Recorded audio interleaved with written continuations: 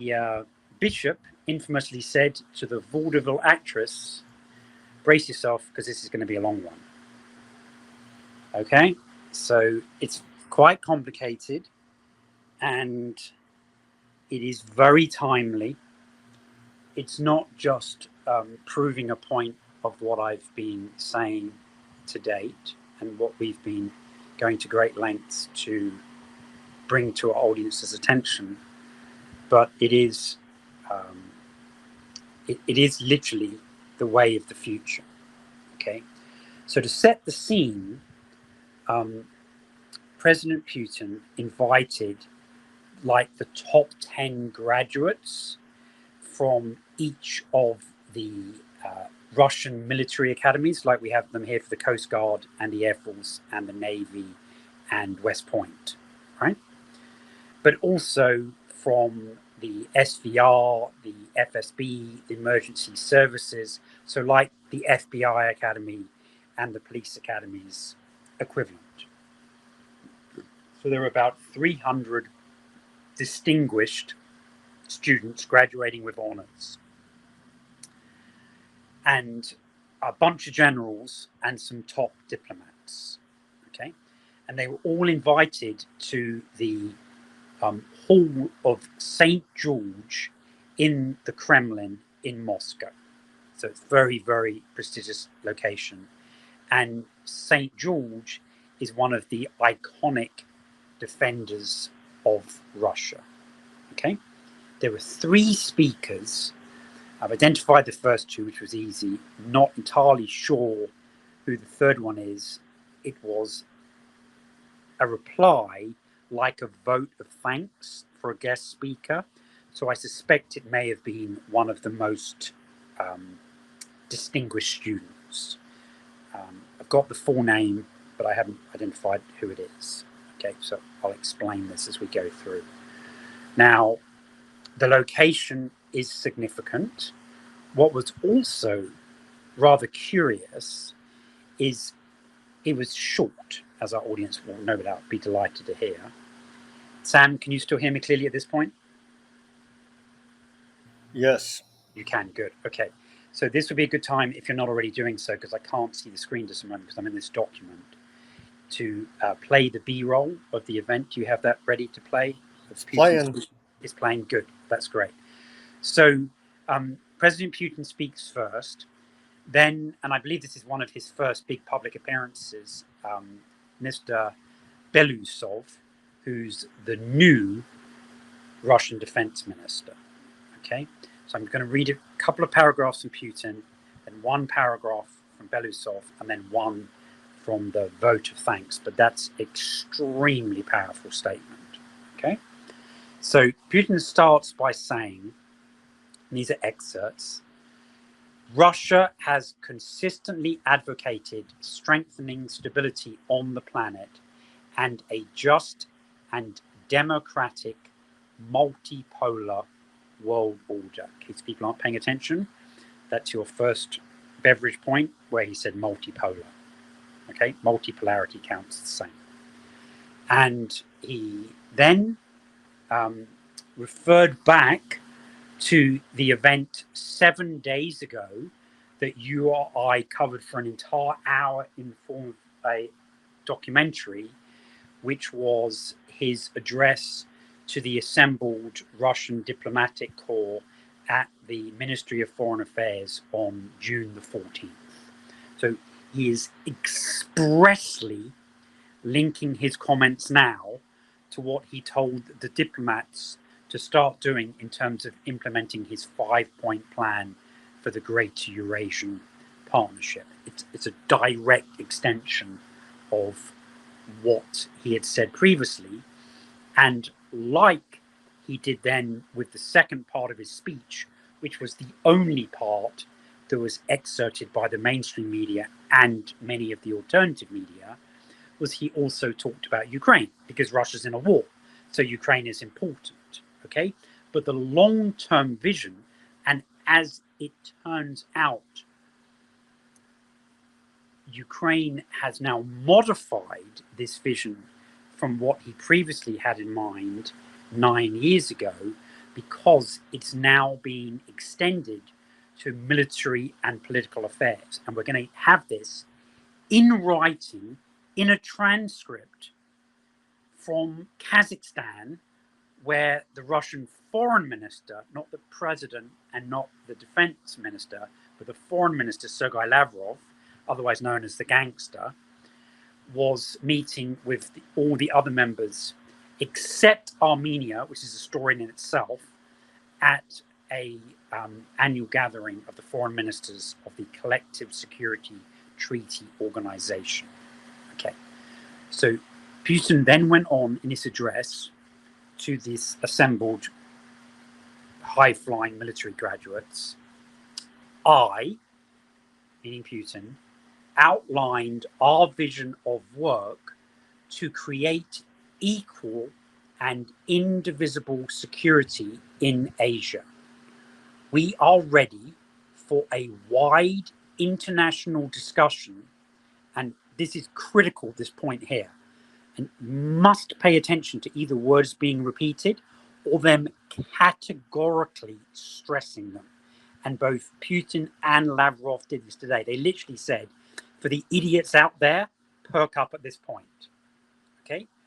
So he said, of these key, vital issues, both with our colleagues in the Shanghai Cooperation Organization, the Commonwealth of Independent States, the Eurasian Economic Union, BRICS, and other international associations, including European and NATO states.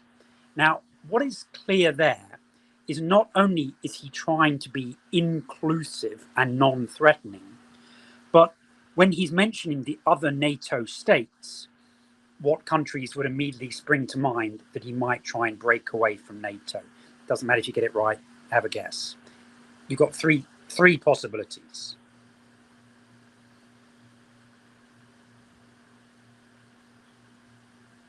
What do you think, Sam? Poland, Hungary, and I don't know, Finland. They just went in. Well, you're 1 for 3, so you're definitely right on Hungary. The other two would be Slovakia, where they tried to assassinate the prime minister recently. And the third one, undoubtedly, is Turkey, who are one of the earliest members of NATO, are hosting nuclear weapons, control the entrance to the Black Sea, and obviously have had quite a mixed relationship with the Biden administration, particularly since the Aardvark attacks on Gaza. So those 3 countries out of the 32 currently in NATO are ripe for the plucking. And that's why he's specifically saying, including NATO states. Okay, we're going to go on. You can keep the B-roll running. I'm going to read just one paragraph from the short remarks by the new Russian defense minister. Now, he may well have been on Russian TV. He might have given an address somewhere, but this is really prime time for him. Okay, so this is an important statement. He's speaking directly after the president. And he said, now our country is at the forefront of the struggle for the establishment of a just and equitable world order. The collective West seeks to restrain its development, the New World Order, new World Order, break independent political courses, and jeopardize the security of the Russian state. So that's quite a big statement there. There's a lot in it, okay? So he's talking about just and equitable world order, and that is the new world order, the one that Jones doesn't realize has started yet. And he's clearly saying that we're in a essentially clash of civilizations because they're trying to stop the development of that new world order. And that's exactly what that academician, Mr. Miller, had suggested was happening with China in terms of the Thucydides trap, that whilst being extremely hard to pronounce, even when you haven't had a few beers, is the state that China finds itself in, where it's going from being a middle power to a major power, and the prospective competition of that process, which is undoubtedly happening in terms of China, engenders such anxiety in the existing hegemon that it starts a war against it to basically keep it from rising. Okay, that's called the Thucydides trap. Okay, and it's the term from ancient Greece, and it's when Athens and Sparta were looking at other states rising up, the other city-states, and they were like, do we want to be a confederation of equals, or do we want to maintain the chicken's pecking order? Okay, it's very, very similar to the situation that we find ourselves in now. So then the vote of thanks was given by Mr. Alexander Romanenkov. Okay, if people want to look that name up, Romanenkov. And this, particularly if this student came up with this himself, is quite extraordinary. Okay, and I would invite the audience at this point to think about recent speeches by Austin and by Blinken and by Biden, both in Normandy and in that recent graduation ceremony, which I would ask you to have that little video clip ready for the end of this presentation, this section of our details now. Okay, so this young chap said, the collective West is trying to preserve its hegemony with all its strength, and at the cost of the lives of peaceful people, and does not stop its senseless attempts to inflict a strategic defeat on Russia. That won't happen.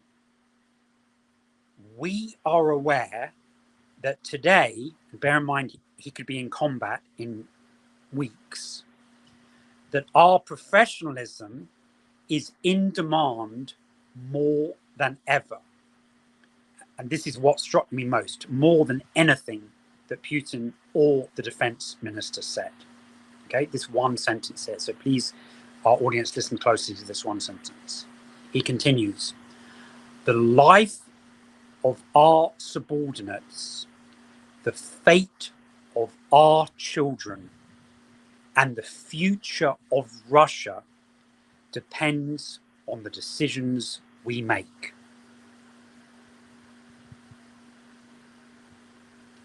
And the very essence of that statement there explains why the Ukrainian conflict for Russia is existential. And in a bastardization of language, that word has been co-opted by people like Stoltenberg and Blinken and Austin, so that they now say that Ukraine's victory is existential for NATO. But remember, America used to say that about Vietnam. That was part of the domino theory. They said that if we stop taking casualties and pull out of Vietnam, then the whole of Southeast Asia will go communist and it will fall like one domino after another. And that's what people now say, oh, well, if Putin is even successful in half of Ukraine, which he's now indicated he's willing to accept and end the war, not even half, like a third, they say next it'll be Moldova, then it'll be Romania, then it'll be Poland, then it'll be all the Baltic states, and then naming the dominoes, despite the fact that 50 years ago that theory was proven false. They like to compare it instead to the appeasement by Neville Chamberlain and other people such as the French government of the day in 1938 of Adolf Hitler regarding the Czech Republic and the Sudetenland. But I really don't think that that comparison is valid. And both Putin and Lavrov have repeated today they have no intention of wading their way through Western Europe. That instead of saying or even threatening Western Europe, Putin has just said, you can join our greater Eurasian partnership. In the past, Lavrov has excluded America and Britain, but that's still 30 other countries in NATO. And I'll go back to that sentence that Putin said. He said, key and vital issues with our colleagues in X, Y, and Z, including European and NATO states. He doesn't want to fight with NATO. He wants the Greater Eurasian Partnership from Lisbon to Vladivostok. And they keep on reiterating it. Okay? They want the fighting to stop, the dying to stop, and they want this massive project to roll ahead. But they're not waiting for that. This big project that started at least from 2015, possibly from 2012, is now going from concept phase to implementation. Okay? Now, I'll take this point now to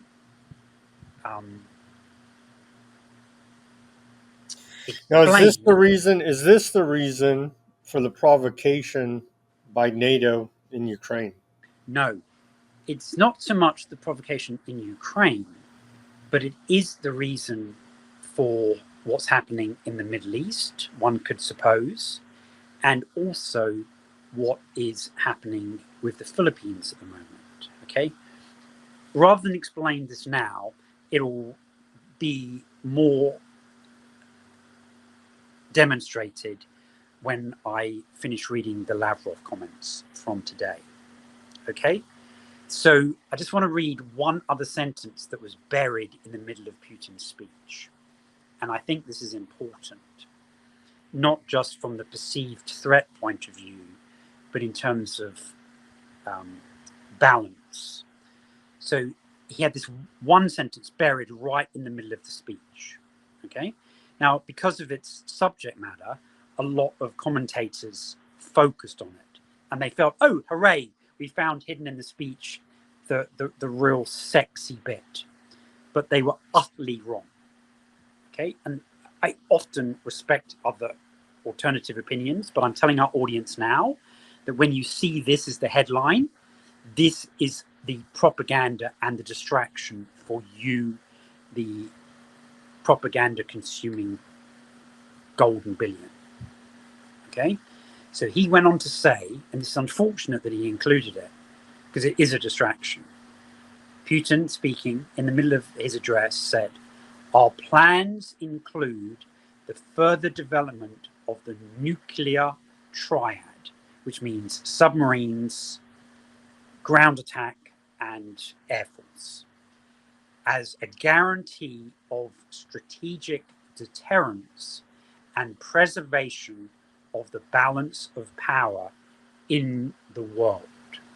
And I've presented that last, which is not the order in which it occurs in the transcript, okay? But so that people can have formed an opinion of what was important in the global context, see how I or any other journalist could pull out that one sentence and completely change the nature of their entire story by putting that sentence in the headline. It's one sentence. And then the next sentence will be, what's the nuclear triad? And then they've already got this Satan 2. What could be coming next with further development? What does it mean by deterrence? Is that the same as the nuclear umbrella over South Korea? What does he mean by balancing power? Because America is the hegemon and there is no balance to preserve.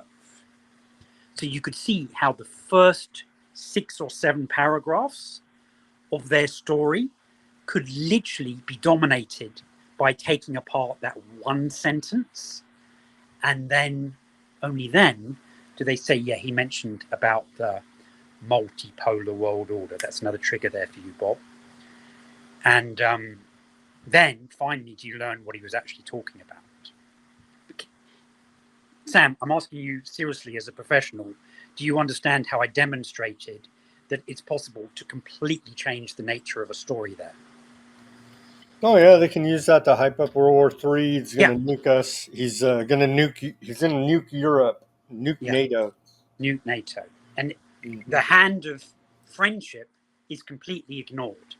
But I would Completely think ignored. he felt like, hey, we're not just rolling over here. We're also got the No, the carrot and the this is stick, the right? choice. Yeah. This is the choice. It's basically not join Russia, but join this continental plan as equals, or you're going down such a crazy alternative path, we're going to end up in a smoking radioactive hole.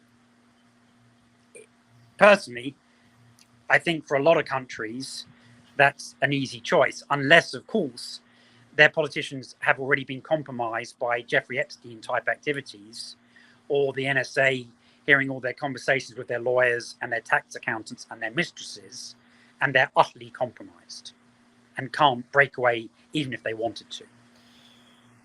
And they're all part of the World Economic Forum Young So Leaders yes, Program. and there's going to be a very interesting point about that to come.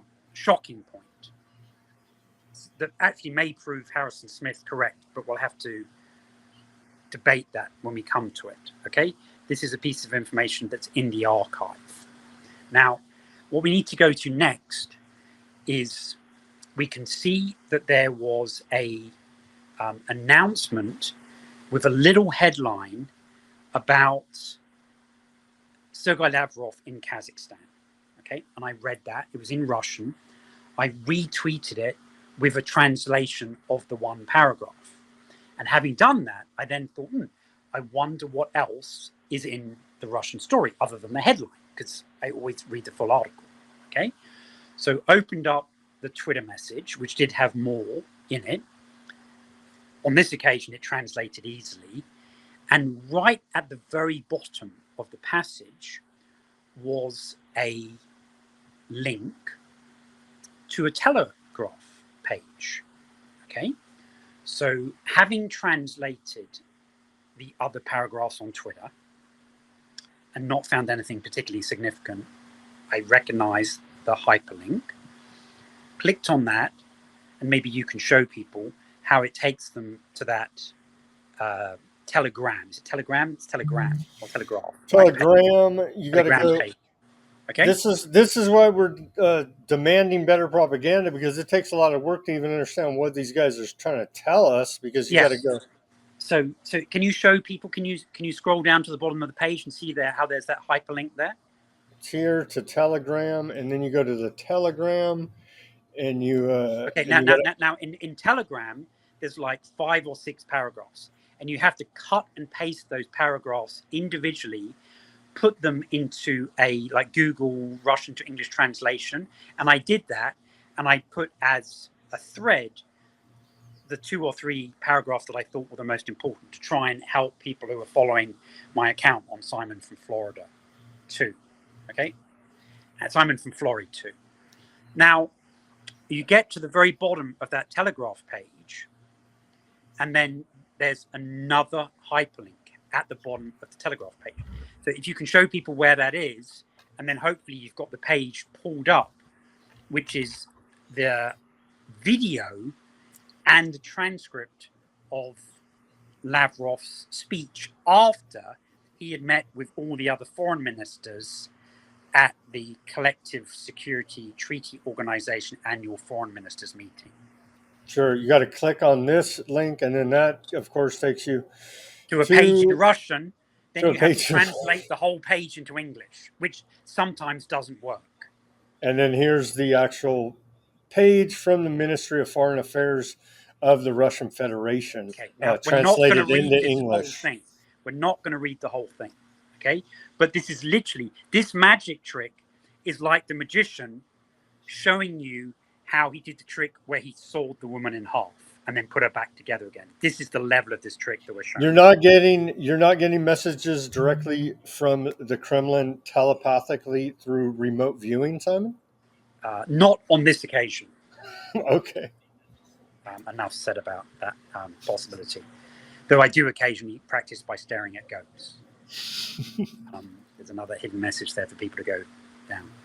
And so you have a choice, and you can either be like 99% of the world, and you can sit there and think, assuming that I want to watch a 31-minute video of the Russian foreign minister, would that be less painful watching it while I make dinner and shout at my children? Or should I focus and read the transcript that I have to translate? Okay? And I suspect, and this appears to have been demonstrated even by Russian commentators who have been linking to the video, that most people took the view that reading is like going to the dentist to have root canal on your birthday, and they decided not to go down that particular pathway. I, being obviously something of a sucker for punishment, decided to read the entire transcript. Now, the reason why that became significant is Lavrov was asked a question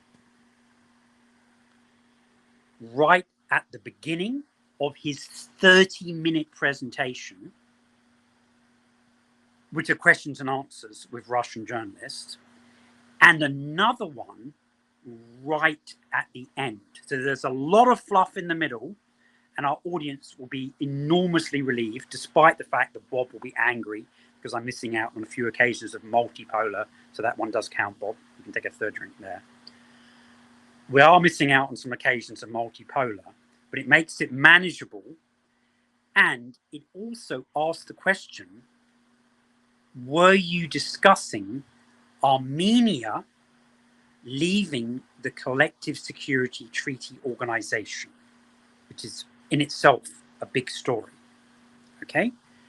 And so, like Ukraine, it appears that Armenia, having been defeated by Azerbaijan, appears to be reaching out in particular to the French. So, you know, if you're reaching out for a French savior, you know you're in pretty difficult circumstances to start with, right?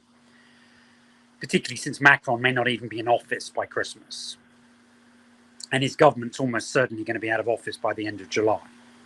Almost certainly.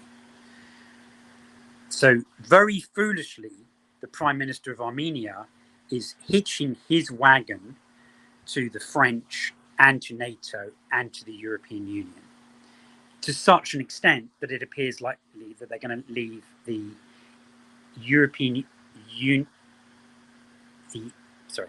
the Eurasian Economic Union, the CIS, and the CSTO. They're going to leave all of those and sign up completely with Europe and NATO, just like Moldova is in the process of doing, and like Lithuania, Latvia, and Estonia have done in the past. They've joined the EU and they've joined NATO. Okay, so that's the path that he's going. Now, what makes that decision particularly ludicrous is Armenia is wedged in between Iran and Russia. So does that look like it's like Mongolia suddenly joining NATO?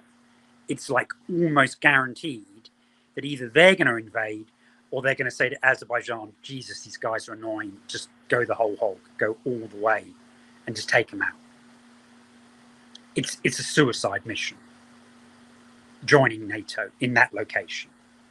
If Mongolia did that, the Russians and the Chinese would simultaneously invade and just take it over.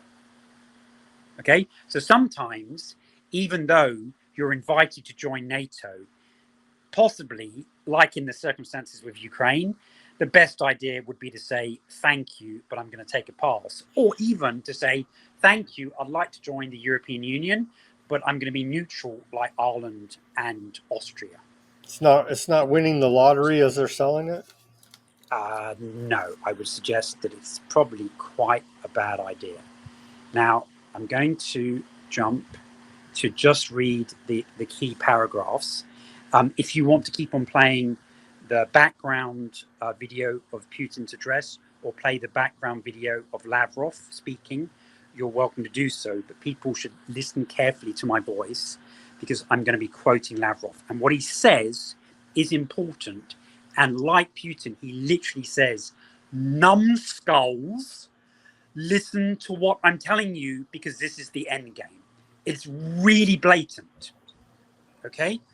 So I just need to open up these quotes. So it's a few paragraphs, it's not a few pages. Okay? So this is Lavrov, and he says, speaking today, this is really timely news. This is not 10 years old, it's today. We could not overlook threats accumulating in the western and eastern sections of the Eurasian continent. What he's saying there is he's talking about Taiwan and the Philippines and Ukraine. Okay? Very important point. We are hearing NATO's aggressive statements, including those by Secretary General Jens Stoltenberg, who we've learned in the last few days is going to be replaced by the World Economic Forum most affiliated politician in Europe, Mr. Rutte, the Prime Minister for the last 14 years of Holland, who loves alternative proteins and stuff like that, basically eating bugs. He's going to be the new head of NATO, the civilian head. He said, the bloc is also facing threats from the East today. They are listing Russia, China, the DPRK, which is North Korea, and Iran as the source of these threats. So he's saying that NATO has named the countries that it perceives as threats, and that's been confirmed by Sunak, the British Defence Minister, Macron, loads of European politicians, and obviously the US Biden administration. Okay, that's the new axis, what they call the axis of evil, and what some other people call the axis of resistance. According to Jens Stoltenberg, if this is so, they need to facilitate security far beyond NATO's zone of responsibility. And that is actually defined in the NATO founding charter from 1941 as the North Atlantic area. So it's actually geographically defined in writing. President Putin also discussed this in great detail in Hanoi yesterday. So that's Hanoi in Vietnam, right? And so he's tying this announcement in with Putin's state visit to Vietnam. This is categorical proof how these state visits are linked together and they're all being discussed. Okay? NATO wants to privatize all security mechanisms in the Asia-Pacific region that they call the Indo-Pacific region. Now, there, where it's translated as the word privatize, what it means is not sell shares in a public company so that it's listed on the stock market. What it actually, that translation means is take ownership of or take control of. Okay? So he's saying that NATO, as we know, was on the verge of setting up a liaison office in Tokyo, and the French vetoed that because they thought it was provocative. But Japan, South Korea, Australia, and New Zealand are all going to be attending the NATO 75th anniversary conference in Washington, D.C. in 3 weeks. Okay? And they're now not only patrolling off the maritime border of North Korea, but they're also planning to be patrolling the South China Sea in 2025 going forwards. And even Boris Pistorius, the German defense minister, has explained how German ships will be sent to the South China Sea to face off against the Chinese Navy. Okay, am I still with you, Sam? You still following this? Still going. Okay, so he then goes on to say, America or NATO, he says, it is creating quadrilateral and trilateral organizations. So that's literally like the Quad and AUKUS. So AUKUS is Australia, United Kingdom, and United States. That's the trilateral. And the Quad is India, Australia, America, and Japan. That's the Quad. Okay, so that's what he means when he says quadrilateral and trilateral organizations, as well as other small entities there in the Indo-Pacific, which act as a prototype for closed-end military blocs. So it's what they're now calling NATO Light in Asia. They aim to confront those whom NATO sees as adversaries or simply rivals, including the PRC, China, North Korea, and Russia, all of which obviously on the Pacific Ocean, because Russia extends all the way from the Baltic all the way to the Pacific Ocean.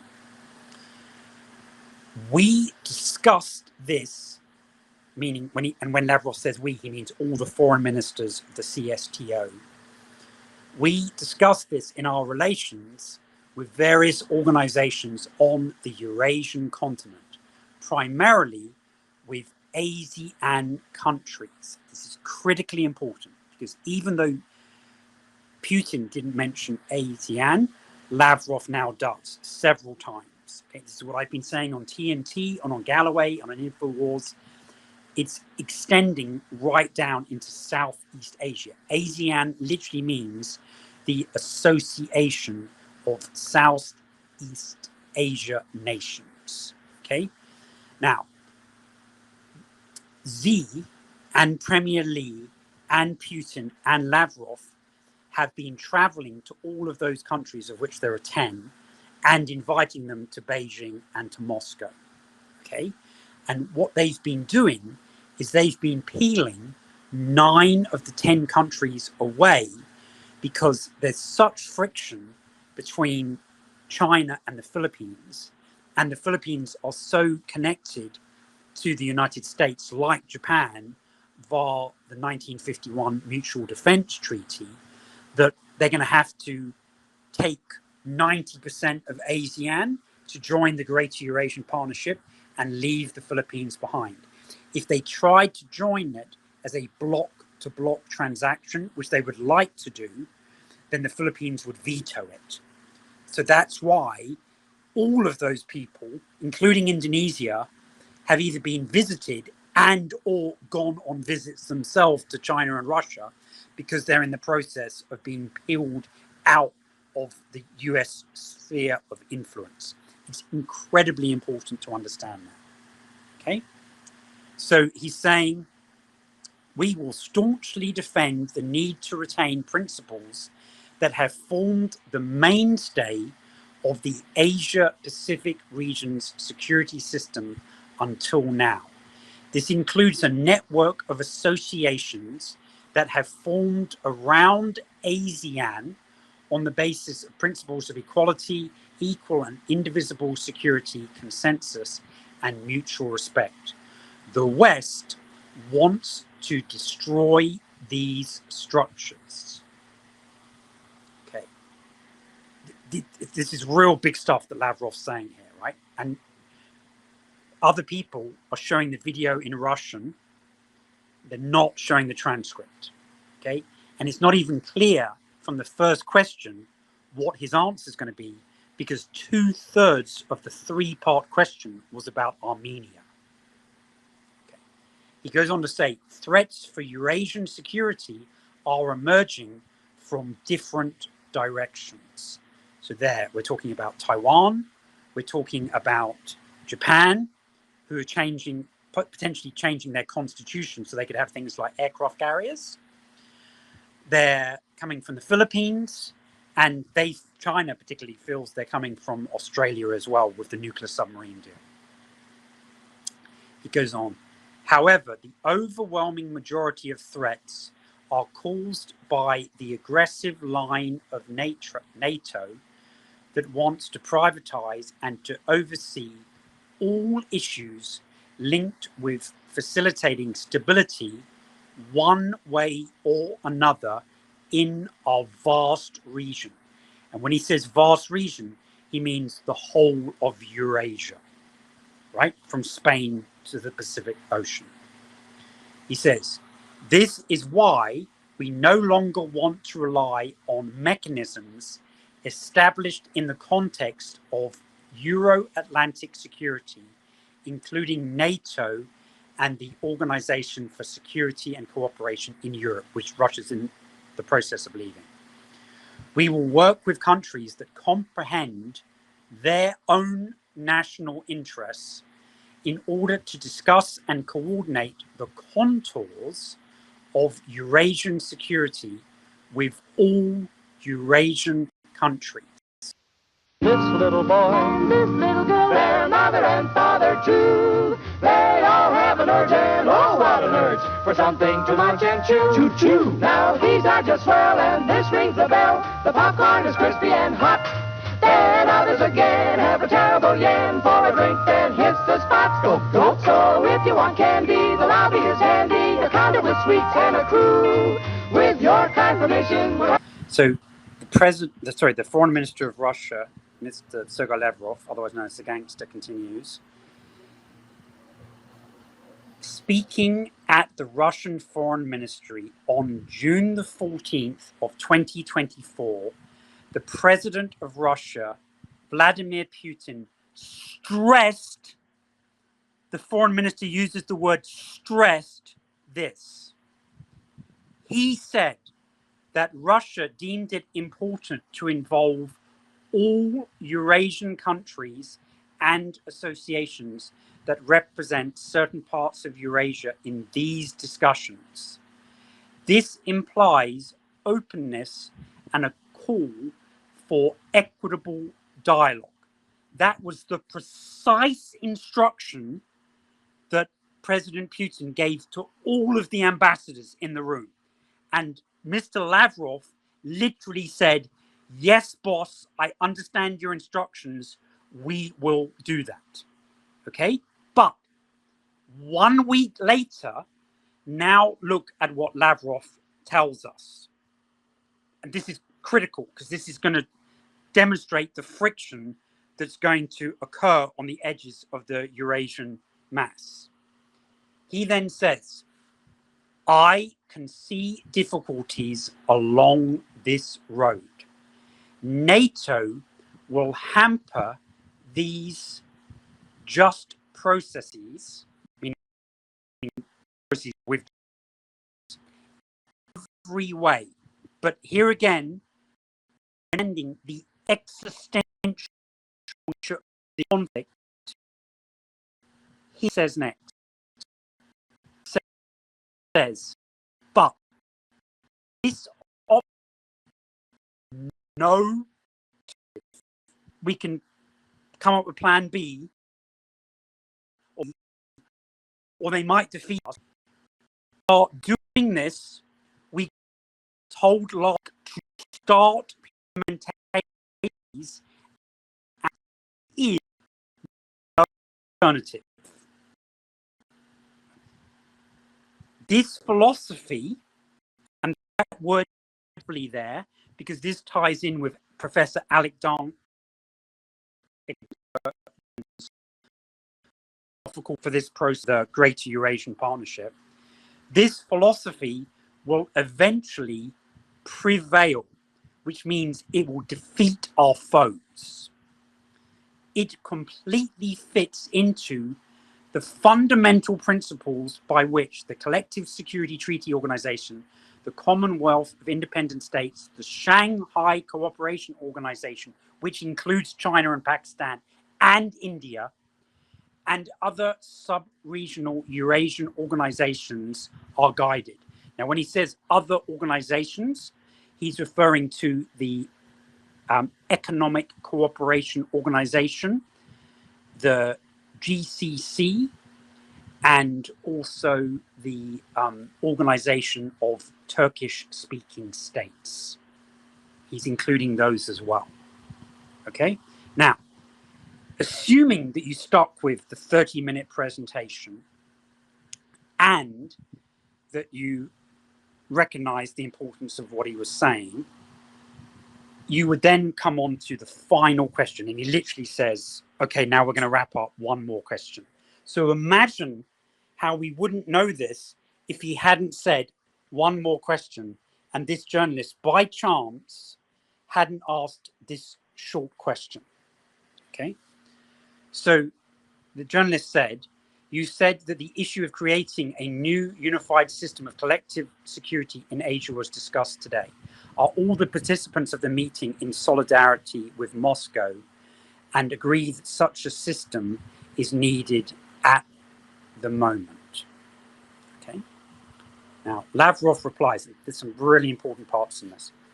He said, we did not talk about creating a security system, but about the need to start a discussion on how to most effectively, on an equal, fair basis, ensure the security of all states of the Eurasian continent. That's kind of funny, right? That's like the two penultimate sentences of the annex of the US-Ukraine bilateral security agreement, right? Where they said this isn't binding in law, but this commitment will be registered with the United Nations in accordance with international law. You remember how we did that like on Monday or Tuesday, right? So he's literally saying, we're not talking about creating a security system, but we're talking about a basis for the security of all states of the Eurasian continent. It's literally doublespeak. But possibly what he was trying to imply there was we're talking about a concept bigger than just security, which he expands on later. He says, everyone spoke in favor of a serious professional dialogue on this topic, taking account the realities already prevailing in Eurasia. I mean the SCO, CTSO, CIS, and Asian, and other organizations. And then he says something groundbreaking, including, for example, the Cooperation Council of the Arab States of the Persian Gulf, otherwise known as the GCC, that I have been saying would be included in this process. I don't think anybody else has been saying that.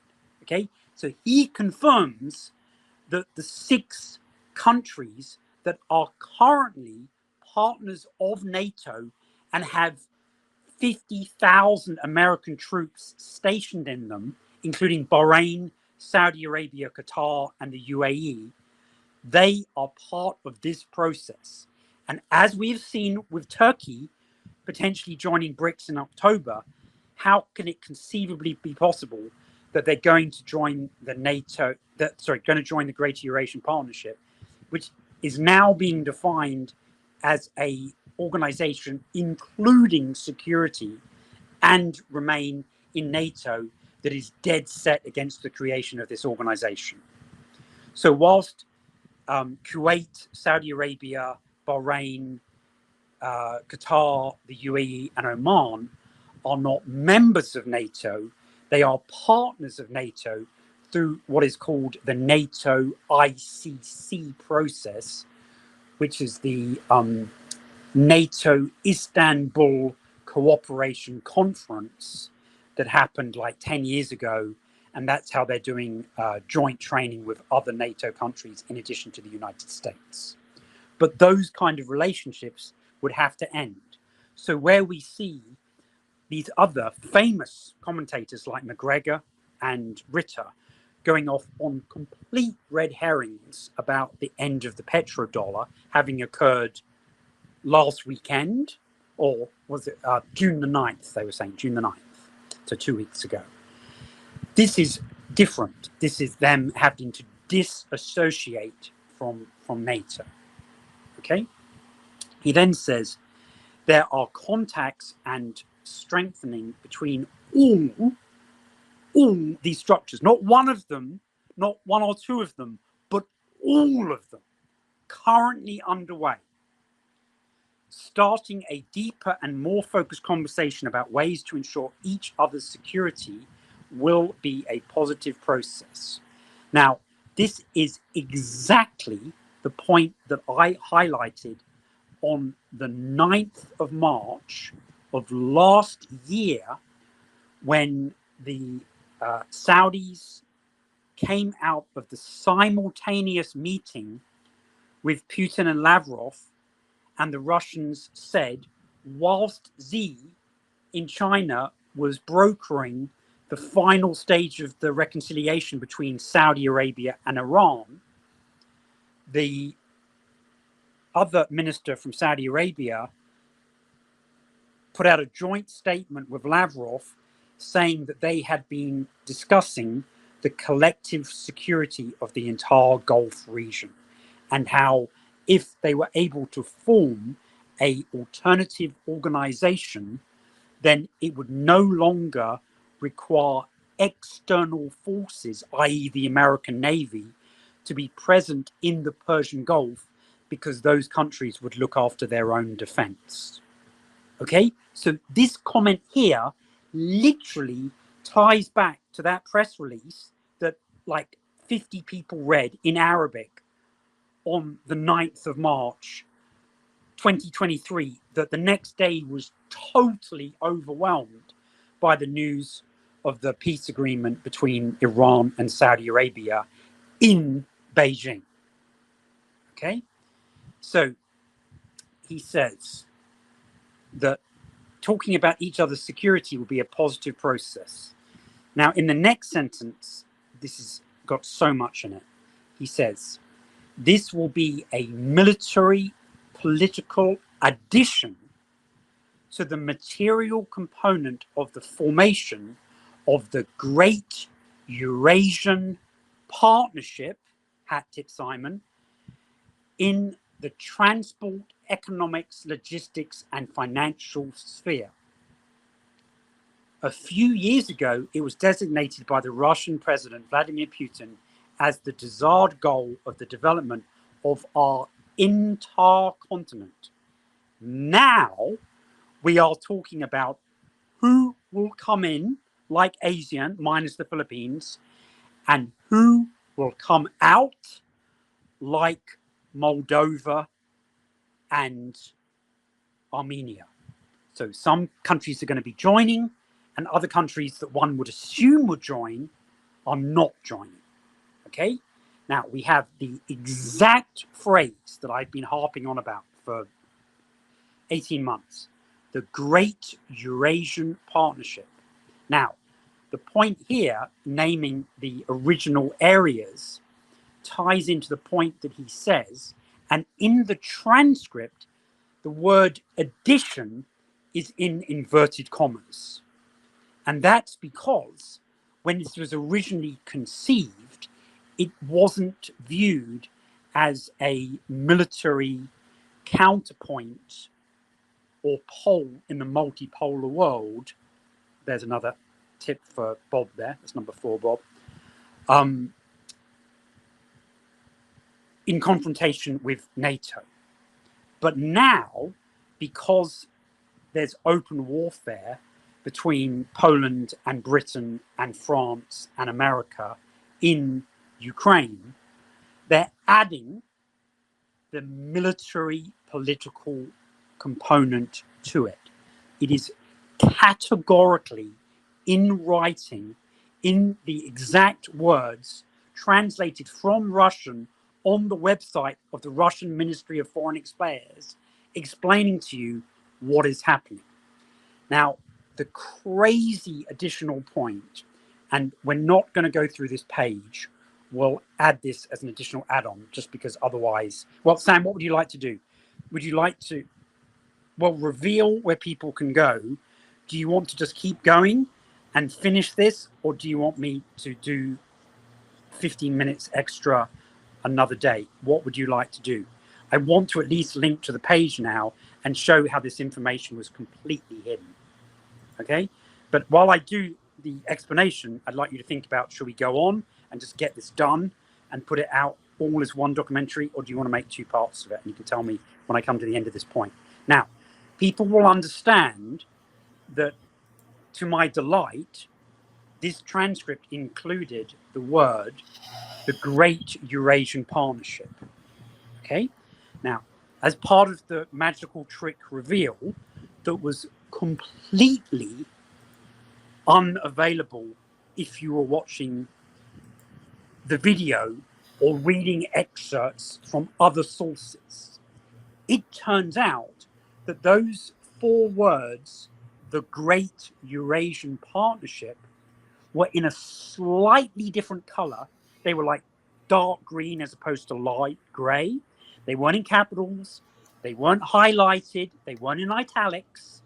But if you clicked anywhere on those four words, they took you to a hidden document in the archives of the Russian Ministry of Foreign Affairs that reviewed the formulation of the Greater Eurasian Partnership from 2015 all the way through to the 15th of June, 2023. All of the twists and turns, the concepts, the countries like Iran and Pakistan and India and China that they specifically saying they were crafting the scheme with. So that proves to us that India and China have been involved in this for years, a decade. That's incredibly important. Okay? Now, the final comment that Lavrov said, and even if you change page, that's fine, Sam. He just goes on literally to hammer the point home yet again, right? I can only confirm, if you paid attention to the words of President Putin and what I said today, that the idea is that all countries of the Eurasian continent, without exception and without external interference, so what country is not on the Eurasian continent? It's the United States of America, should have the right to participate in these discussions and in the eventual agreements. That is it. That is the continental endgame, and they've literally told you in triplicate. Inside the Kremlin, inside the Russian Ministry of Foreign Affairs, and at the meeting with all the other foreign ministers except Armenia in Kazakhstan of the Collective Security Treaty Organization. It is triple proof without a shadow of doubt. Okay, Sam, having thought about it, do you want to scroll through the next page with me, or would you like to end here now? No, yeah, let's go to the Russian initiative of the Greater Eurasian Partnership. Okay, so it's just going to take me a moment to transition to that. Okay, now, so just to explain here. Okay, so that's the page has come up for me. Remind everybody this was written in Russian, and we had to translate it all. And you only found it through a secret hyperlink. And you only found it at the bottom of the page. And if you read it anywhere else in Newsweek or Pravda or TASS or RT or Sputnik or Die Woche or Deutsche Welle or the Financial Times, if they were quoting from the document, the hyperlink wouldn't work. So not only was it secret, but you had to click on it in that location. Pretty crazy, right? So this is a report from a consultative body called the Council of the Heads of Subjects of the Russian Federation under the Ministry of Foreign Affairs of Russia. It's about as freaking remote as you can possibly get. It's like the President's Council of Economic Advisors, or the in Britain it would be like SAGE. It would be like the Scientific Advice and Guidance Experts that they called SAGE, who gave us all the wonderful lockdown advice during the medical intervention period. Okay, it's that kind of quasi-government body. Okay, so it's dated the 15th of June 2023 in the version that I have, which I believe is called correct. The acronym for that body in Russian is GHS. Now, it turns out, so people can find this when they see translations, that the Russian acronym for the Great Eurasian Partnership, as it appears to the English eye, is BEP. Okay? BEP, not GEP. It says it's a concrete, practical initiative of President Putin put forward in his message of 2015 in order to form a broad integration circuit on the Eurasian continent. Okay? It says the envisaged collective efforts with interested partners are based on the desire to promote the construction of a fair polycentric world order. Now, polycentric is a synonym for multipolar. So, Bob, that's number 5. We're going to count polycentric as multipolar, okay? Which implies the development of equitable, multi-speed, and mutually beneficial economic cooperation on the entire spectrum of pressing issues. Okay? So you can see there that as it was intended 9 years ago, it was mainly about economics, trade, and business. But Lavrov has confirmed in writing today that it's now including military and political add-ons in writing. Okay? It says, general approaches to its functioning are set out in key strategic planning documents. These documents include the National Security Strategy of 2021 and the Foreign Policy Concept of 2023, which I have covered on previous shows in excruciating detail, because that was one of the first mentions of the Great Eurasian Partnership in a presidential level document in writing as opposed to a speech. Okay? It says it is understood that the Great Eurasian Partnership, and I'm going to use the acronym GEP, will be made up of a core of the Eurasian Economic Union, SCO, ASEAN, and also uses the capabilities of such complementary formats as the Chinese infrastructure initiative known as the One Belt, One Road, which is now called the BRI, the Belt and Road Initiative. But there in Russian, the acronym is OPOP, which is One Belt, One Road. And that this can create the necessary prerequisites for turning Eurasia into a single continental space of peace, stability, mutual trust, development, and prosperity, to which would now be added, a year on from this document, the word security. Okay? It says we're going to be looking at production processes, technological patterns, market conditions, regulations, physical interconnectedness, which is like the middle corridor, the Northern Sea Route, the North-South transportation corridor, and all these logistical chains.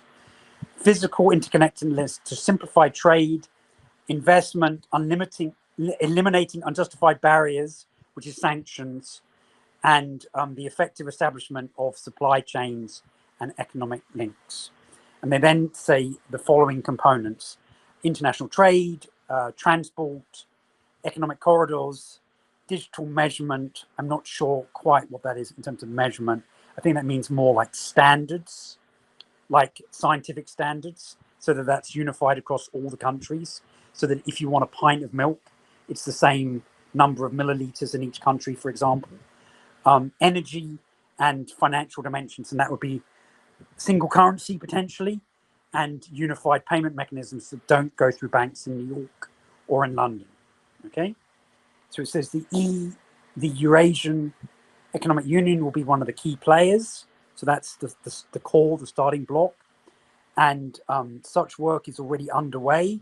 Note, we've got free trade agreements already with Serbia and Vietnam, with prospects of signing similar documents with Egypt, Indonesia, the UAE, India, and Iran are also being considered, and an interim agreement is also in place with Iran. That's since a year ago, that's now been finalized. Okay? It says the task of forming the Greater Eurasian Partnership is reflected in the strategic directions for the development of the Eurasian economic integration up until 2025, and that's now been updated, going far, far beyond 25 since this document a year ago. And it was approved in December 2020 and has been discussed with SCO and ASEAN. Okay. It's saying that in 2005, a memorandum of understanding was signed, joining the secretariats of the underlying organizations like SCO, ASEAN, and the EAEU. And what that's saying is not that it was finalized, but that the civil servants of the countries in those partner organizations were all starting to cooperate, and like the World Economic Forum, understood that they had a common purpose and that it was long term. Okay, he's saying that it was discussed in May 2016, discussed in November 2018. The understandings are extended until 2025. It was discussed in 2020, and there's going to be another memorandum that was detailed in 2021. So you can see that there have been many, many meetings, often not at the presidential level, but at the what in America you would call the senior executive service level, and the heads of department of like the equivalent of the British Foreign Service departments. This is a key point here. Key, he says in this report on the website of the Russian Ministry of Foreign Affairs, an intensive dialogue has been established with China since 2015. That is absolute blockbuster confirmation that this has been going on for a decade. Now, I wondered whether or not it had been going on since 2013, when Xi announced the One Belt, One Road plan. But it seems that it wasn't immediately interwoven, but it took 2 years and some meetings between Xi and Putin as presidents for that to occur. From a historical point of view, identifying when that occurred is very significant. So he said, the Greater Eurasian Partnership is intended to serve as the interface between the development plans of the Eurasian Economic Union and the One Belt, One Road initiative, and it was adopted by the joint Russian-Chinese statement on May the 8th, 2015. So there's the exact day when Xi and Putin said, we're merging these together.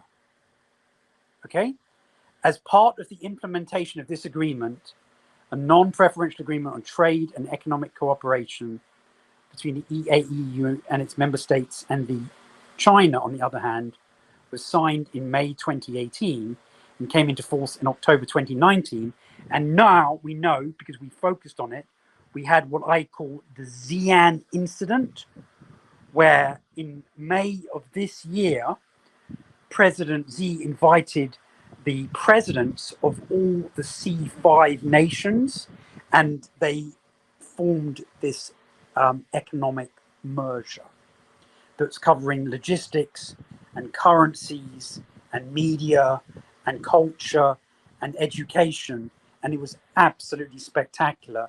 And that's what I named the second Xi'an incident, because there was another very, very famous incident in Xi'an that led to the victory of the Chinese Communist Party over the Nationalist Party of Chiang Kai-shek that occurred in 1949. That the victory did, but the meeting occurred before then. So it says, in continuation of these efforts, a roadmap for the development of this cooperation was adopted in February 2023. Document is aimed at intensifying trade and economic cooperation. And that was the point where they said by the end of 2024, they wanted trade between Russia and China to be $200 billion a year. And they actually had smashed through that level a whole year in advance. Okay, it says the document is aimed at intensifying on a practical basis 3 sectors: digitalization of transport corridors, which is like Amazon or Parcel Force, keeping track of where your goods are because everything's barcoded and being tracked by satellite, right? The establishment of dialogues on foreign trade policy and joint scientific research.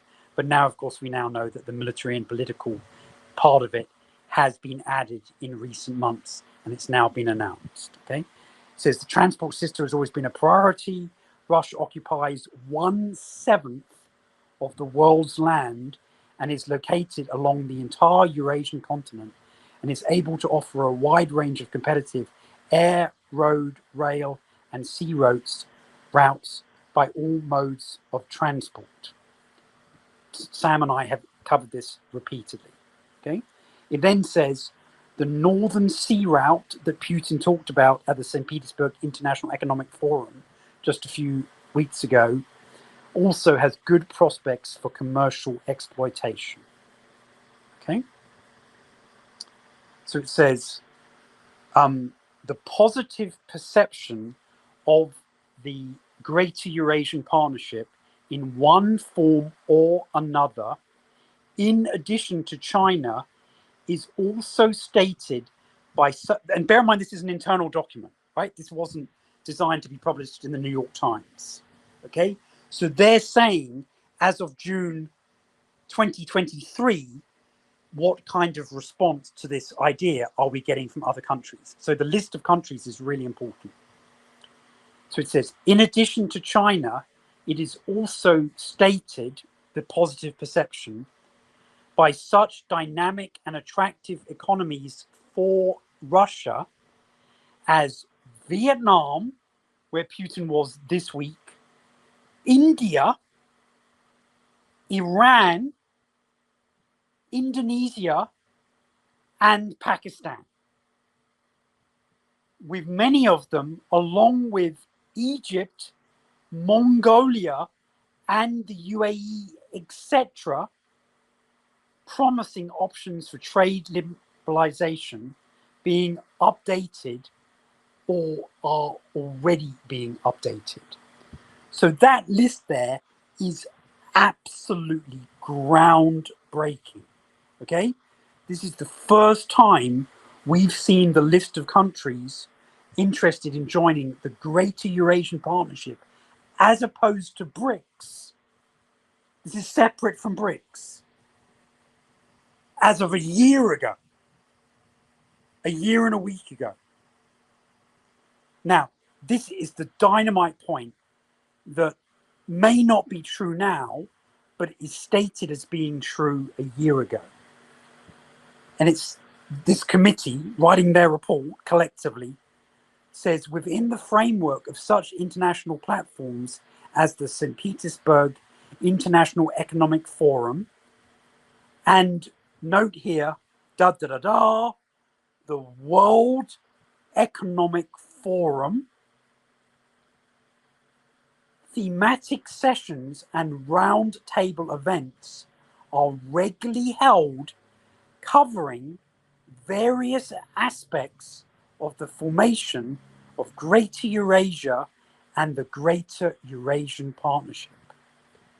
So that has two possibilities. Either Alex is right and all of this apparent conflict is BS. As of a year ago, you can take a view on whether things have changed. And despite the apparent competition and conflict, they're actually all in it together. I personally think as of now, the split is absolute. Okay?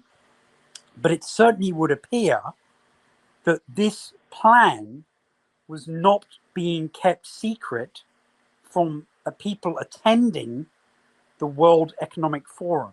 Now, given that those people include Blinken, Sullivan, and Trump,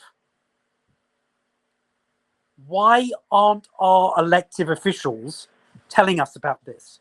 Why is it Simon on TNT, Moats, Infowars, and Weaponized News? Why hasn't Trump told us about this?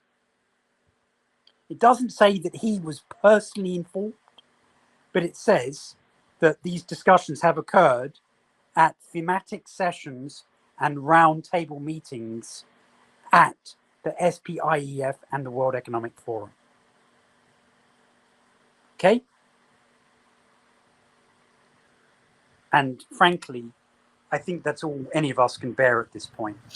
Thank you ever so much for sticking with us for what was an hour and a half or thereabouts spectacular about the Greater Eurasian Partnership.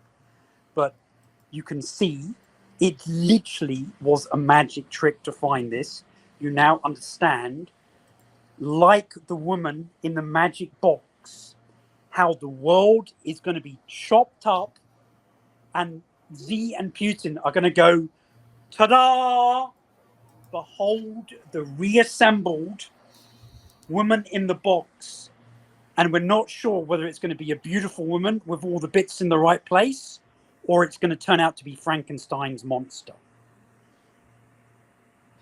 And if it's Frankenstein's monster, then it would appear that the US State Department not only is determined to diplomatically try and prevent this occurring, but they're willing to conscript our children and trigger World War III, both in the Middle East, Ukraine, the Philippines, and Taiwan, simultaneously in order to derail this scheme.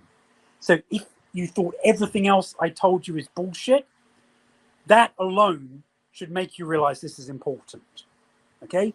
So on that very note of conscription that is occurring and will occur, not only in Ukraine, but in the Baltic nations where it's still going on, Germany and France where they're reintroducing it, and Britain and America where they're reintroducing it after a respite of more than 50 years.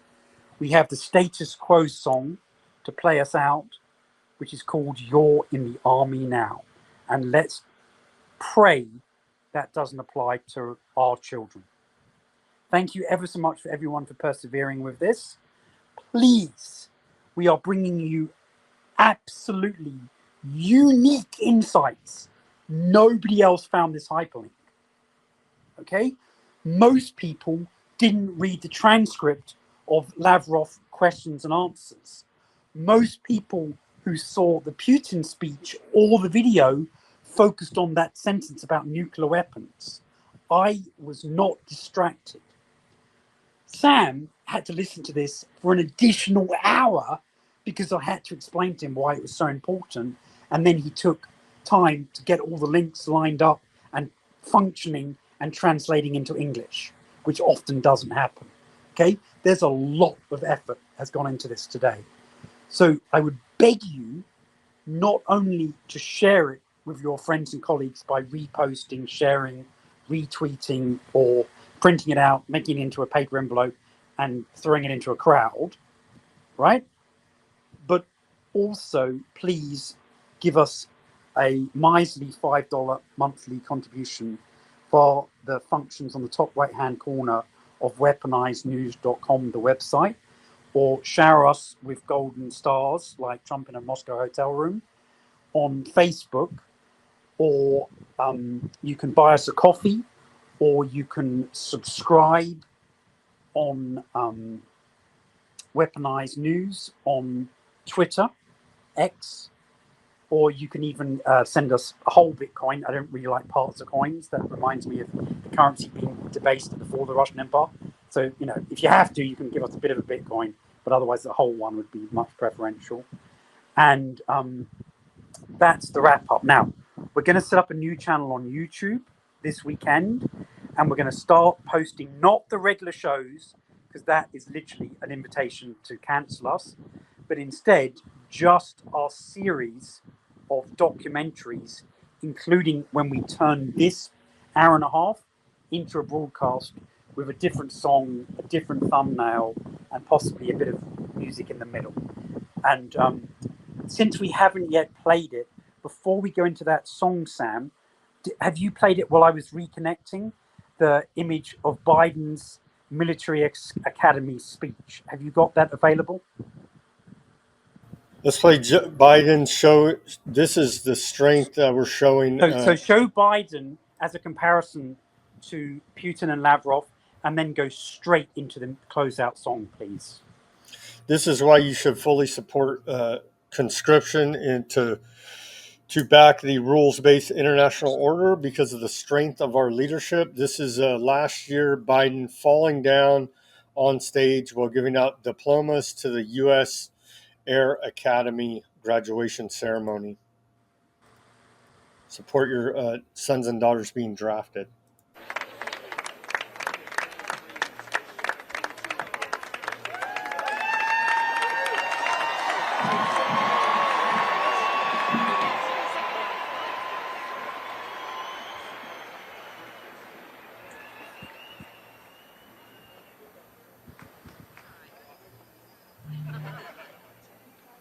And that event we are now told is AI created fake news.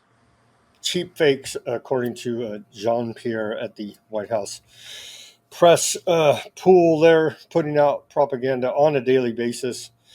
Thank you very much, Simon, for that very detailed report. I hope people will share, push that share. As always, do your own research. Peace, love, and liberty. Speak out and take action. Have a great weekend and rest of your Friday night. Status quo in the Army now to play us out.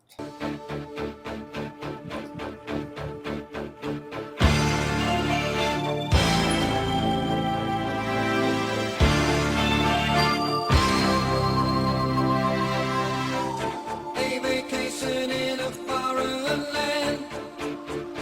Uncle Sam does the best he can. You're in the Army now.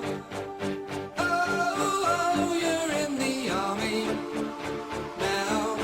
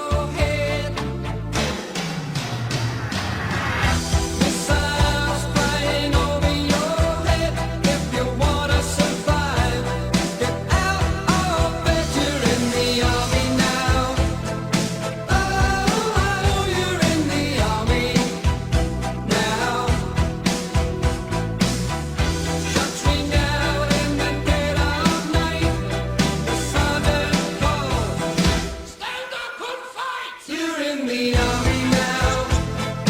Oh, you're in the army now. You're in the army now. Oh, you're in the army now. You got your orders, gotta shoot on sight. Your fingers on the trigger, but it don't seem right. You're in the army now. Oh, you're in the army now. You're in the army now. Oh, you're in the army now.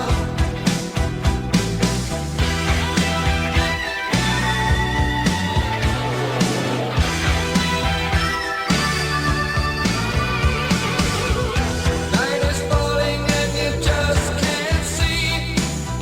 Is this illusion or reality? You're in the army now.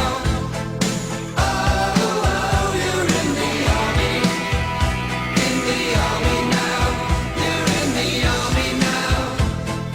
Oh, you're in the army now. You're in the army now. Oh, you're in the army. In the army now. You're in the army now. Oh, you're in the army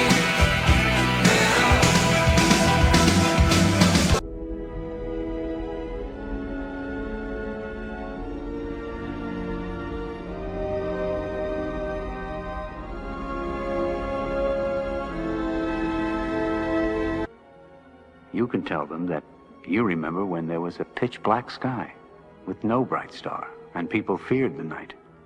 You can tell them when we were alone, when we couldn't point to the light and say to ourselves, there is life out there.